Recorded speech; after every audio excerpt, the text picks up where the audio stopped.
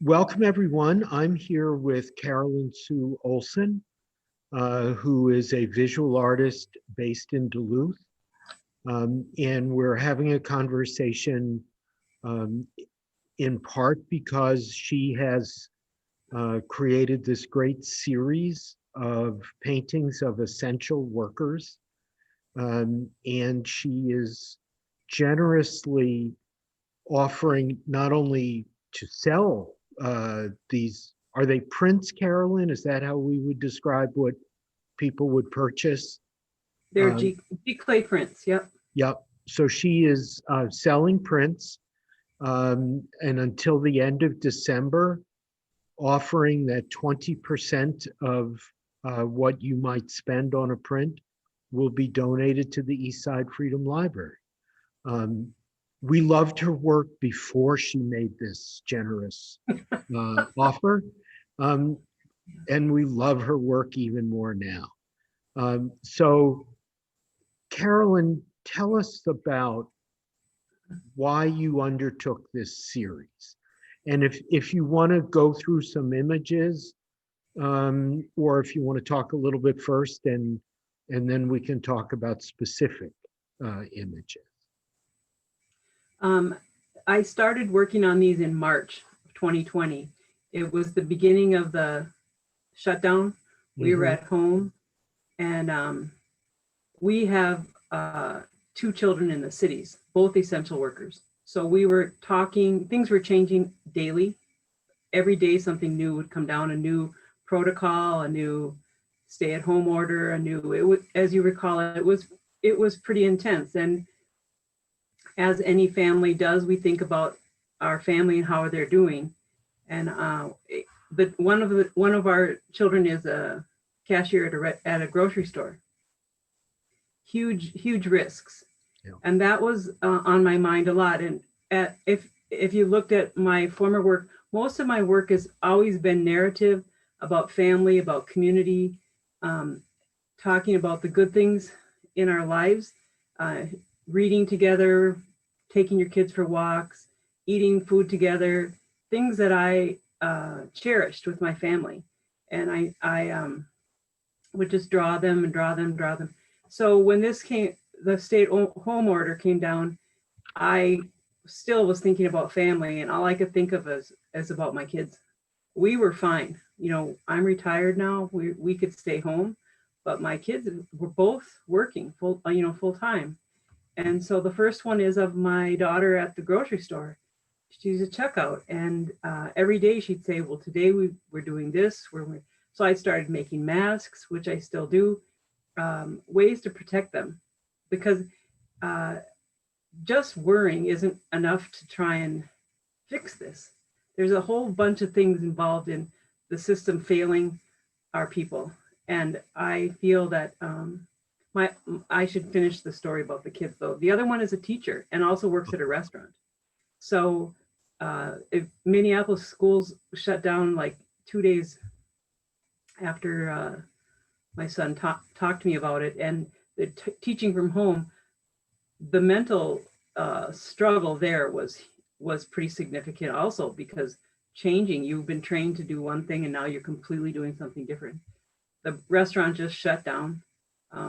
They're open now again, but huge risk to servers, and they have to be very strict. But the grocery store has the amount of people coming to the store has doubled, so and thankfully neither one of them have gotten sick, but we talk often. And so doing my art is one thing I can do. I can't do a lot of things that other people do better and can bring attention to these issues. My goal was to do these images and bring attention to the what people are doing on behalf of everyone. Many of them can't afford rent. Many of them can't afford insurance. First responders are carrying people to the hospital who don't even have insurance themselves. So the hope is that the conversations will be had, and that it will make systemic changes come about, so that people that are younger people working their tails off, if they need to make a better wage, they need to be able to live in a safe, affordable housing. They need to be able to have health insurance, very basic things. They're not asking for a lot, but for them to be essential workers and having to live in tough conditions or sharing, they're exhausted. One person gets sick. I just read an article today about the issue. If we're going to fix this, equity has to be part of it. You can't ask a person who makes minimum wage to stay home if they're sick. They don't have the money to do that. They don't have the space in their house with their families often. Even if they're alone, they don't have the room to stay apart from everyone. It's it's unreasonable to expect that. So I'm hoping this will bring about conversations that lead to systemic changes in our society that will provide for our community better. Well, that's great. And Good. we're big believers here at the Eastside Freedom Library that art is a valuable way not only to tell stories, but to start conversations. And I think we're on the same wavelength. Yes. And that's in part why we were so excited about your work. So your daughter is at a grocery store and your son is a teacher and also at a restaurant. How did they feel when they saw the paintings that you were creating? Well, I did talk to them both. In fact, I warned them. We talk a lot, and I've drawn them a lot. It's funny. About 2003, the photos went away. They're in paintings all the time. How we lived our life. We don't have a lot, but we have what we need, and we have a pretty tight family. So, but I did warn them. I said the first one was purchased by the Minnesota Historical Society to be part of telling the story rather than someone else telling the story after this. They were asking people they wanted to collect things that were being done now. And I warned her it's gonna be out there, and they were fine. They were fine. We're on the same page as far as what should be done. And I listen to them often about safety protocols. How do we do this? What should we do better? How are you handling things?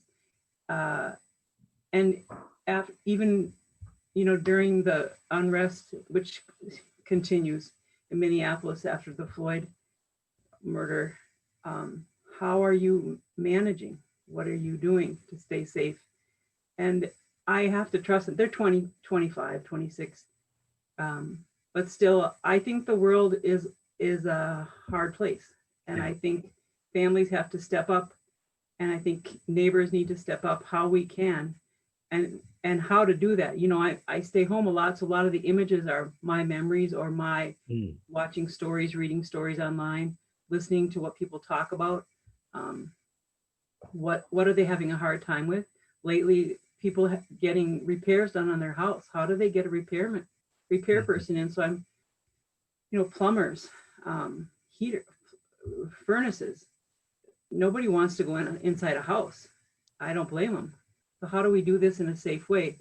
And so the conversations have to be had, and sometimes you just don't. What my kids are telling me is sometimes you just can't do that. Mm-hmm. Mm-hmm. I've been very struck. I'm trained as a labor historian, and one of my mantras over now 40 years as a labor historian has been that we live in a culture in which workers are typically invisible. As we say, we don't know how the sausage gets made. We don't want to know the details about the way different jobs are done. And so workers get rendered invisible. Suddenly, with the pandemic, we get this adjective essential. These are essential workers. And my first response and the response of people that I work with was enthusiastic. Oh, great. Now they're going to come out of being invisible. Now they're going to come out of the shadows. We're going to recognize them. We're going to recognize their value. We heard some firms beginning to add hazard pay, bonuses. At first, it looked very promising. Now it feels there was this wonderful essay that a South Asian woman who works for the New York subway system wrote that was an op-ed in the New York Times back probably in the late spring, in which she said, being called essential, she said maybe they should use the word sacrificial rather than essential, this sort of supreme irony that with this awareness of being essential, it didn't bring the recognition and reward and protection that workers expected. How have you felt about the word essential? Well, again, at first it was meaningful to me because I recognized I need the grocery store to stay open, and I need that Instacart person to bring food to this person because I can't do it. Mm-hmm. But it has become easy for people to say. Yeah. Too easy. And the extra pay that they got at the grocery is gone. Yeah. The extra nose, the masks, you bring your own. Yeah. The room, someone has COVID in your office and they don't clean it again. They don't super clean it. And so it's like, well, good luck. So I am struggling with that. The word is become synonymous with just people who work low pay wage workers, people that are helping with COVID. Not always a low pay. I mean, doctors and nurses as well. The what we're asking of them is. Mm-hmm. So I hear what you're saying, and it's part of the deal with creating the pastels was how do I represent the grief that people are going through? Uh-huh. How do I represent my own? Uh-huh. How do I? Someone said to me, and they said it, pretty quietly early on. This is such a dark time, and your colors are helpful. At least we remember some joy. But yet I'm talking about drive-through funerals. Mm-hmm. It took me a long time to do anything on education. It took me a lot, just till last week, to do anything on the meat packaging. Because it's just so painful. Yeah. My son said about the meat packaging, he said maybe it was okay to wait because it was such an awful time. Mm-hmm. There was nothing to say. It was just bad, so awful that we would sacrifice whole towns because people wanted to eat certain things, and people wasn't so. I'm going to take that back. It's not about people wanting to eat. It's somebody who's making money off of it. It's all connected to money, and we don't know the difference between needs and making money. What do you need? We need to be able to pay someone enough to cover rent, cover food, cover health, cover warm clothes, cover. If we can't send them to work in a meaningful way, and what does that mean? That means we as a society have to make a change. And just like you say, the conversations have to happen without somebody talking about it freely and like being asked questions that might not be easy, but still not leaving a person without standing by them. We have to make some changes in our society, and I know the East Side Library, Freedom Library, is making conversations like that happen, and the hope is that those conversations will allow someone to think and make a better choice when it comes to hiring, when it comes to how you build, what kind of housing are you providing in the community, what kind of businesses are you allowing into the community, who's running them.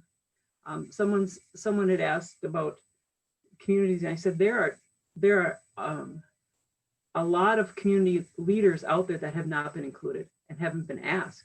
They know exactly what we need to do. We might not like it. That's why we're not asking. And I think I'm not a administrator, but I can see the roads are getting built the same way again. And I don't understand that. Your point about the colors in your images, and as I look at one, what part of what strikes me is with everyone masked, we don't see facial expressions. And that's also true of our lives these days. Mhm. We interact with people, both friends, family, and strangers, but we're in masks. We don't know if someone is frowning or smiling behind the mask. And I'm very struck, Carolyn, by how you have rendered the bodies and the body language and the colors that you have used so that there is a mood being transmitted, even if we don't see facial expressions. Can you say something about your choices and strategies about that? Gesture has always been a treat for me to play with. Uh-huh. How I was raised very properly. You don't draw attention to yourself. You try and be very invisible, Hmm. um, don't be suggestive, all of those things.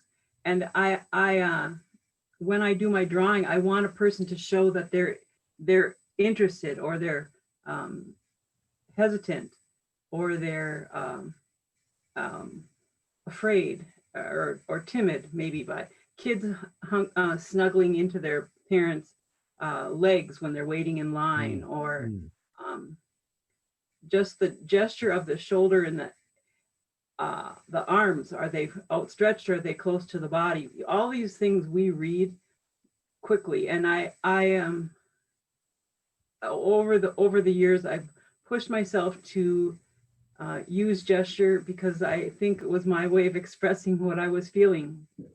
We're raised the way we're raised, and I was raised in a very loving home, but the culture at that time was very specific for me. Hmm. Hmm. So my gestures are much more expressive than I probably could have been, and I enjoy that, and the color as well. Hmm.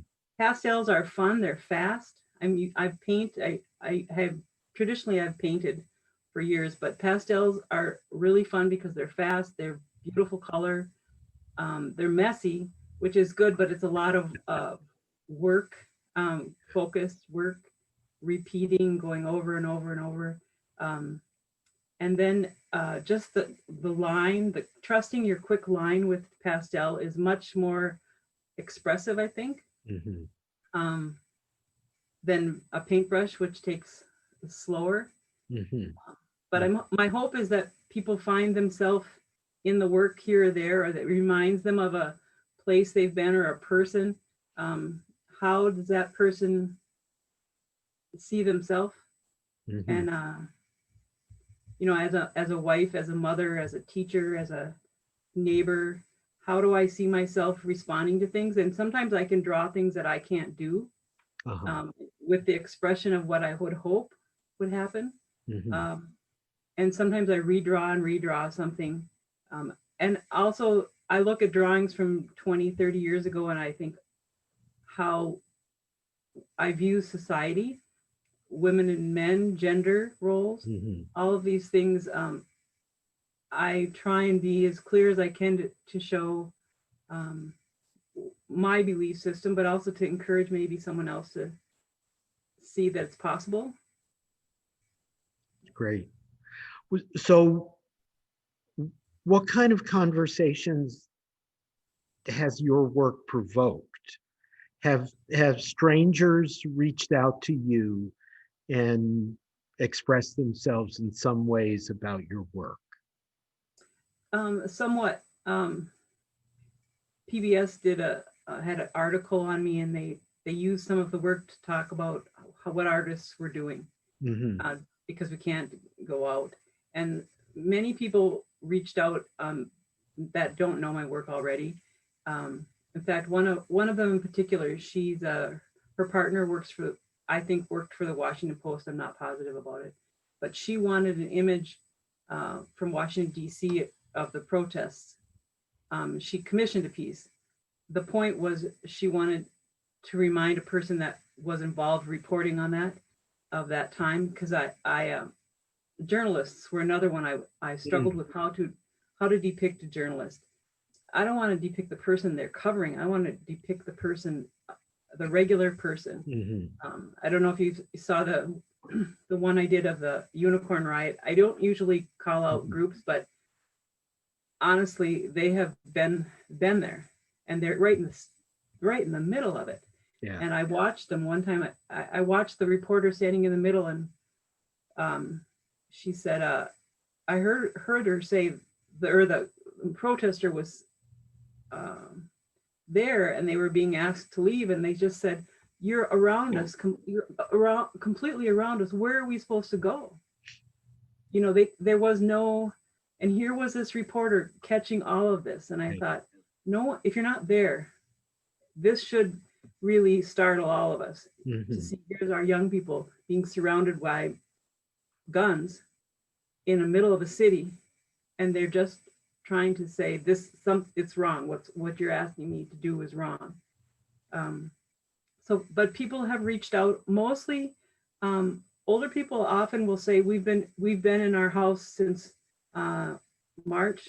We want a print to remember this time. It was a difficult time, or they want their children or their family members to remember this time, so they buy them prints. Or it's not, sometimes they buy them for family members that are doing, like one guy bought one for his sister who was working at Walt Disney. She cleans the car. Boy. And here's one of a person cleaning the car. That just, when I think of the hazard they're going through, if this was a subway in New York, cleaning the subways every night, how in the world, you know? And but people are doing it just with a mask. At that time, they barely just had a mask. Yeah. And I don't know if I didn't know a lot of these things because I'm not there.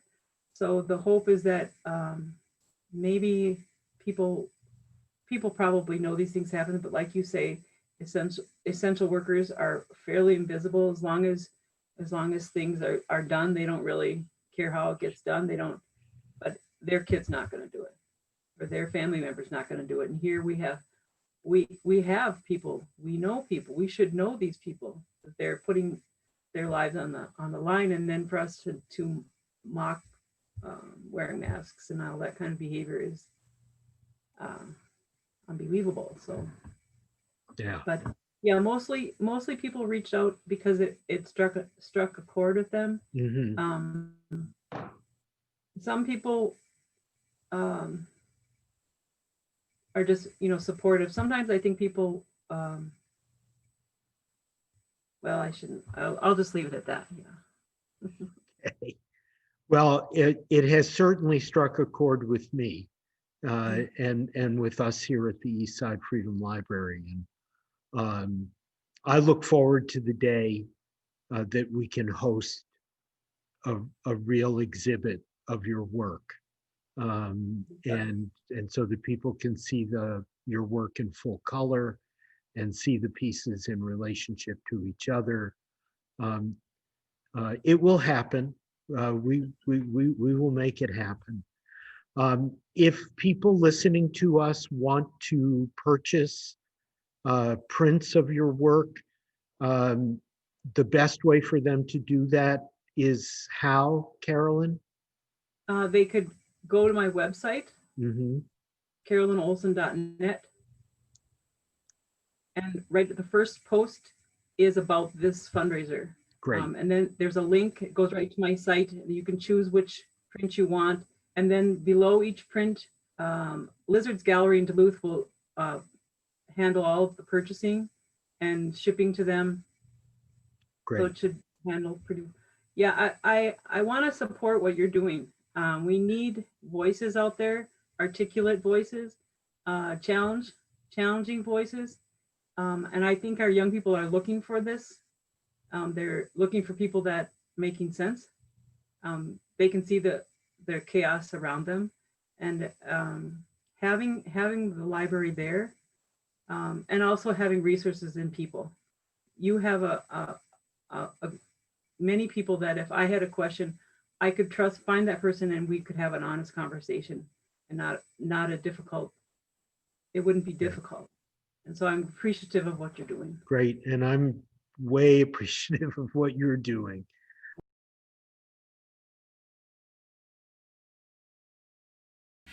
In Duluth, Minnesota, artist Carolyn Olson is paying homage to her community with a vibrant series of portraits of what she sees as essential workers, filling drugstore orders, picking vegetables and fruits, delivering goods by bicycle, repairing a band student's instrument. Just being angry and frustrated isn't going to fix anything. So I felt like it was something I could do. I can draw, I can paint. I could comment about people that were doing this kind of work and maybe bring light to it. We learned of Olson's work when she wrote the NewsHour to say she'd found some of her subjects through stories she'd seen on our program. A bus driver, a sanitation worker, first responders. But most of her subjects are closer to home, including a daughter who's worked through this period at a grocery store. I asked my daughter about what was going on, and I said, what about the grief? And I felt like my drawings at least could talk about some of the things that were going on.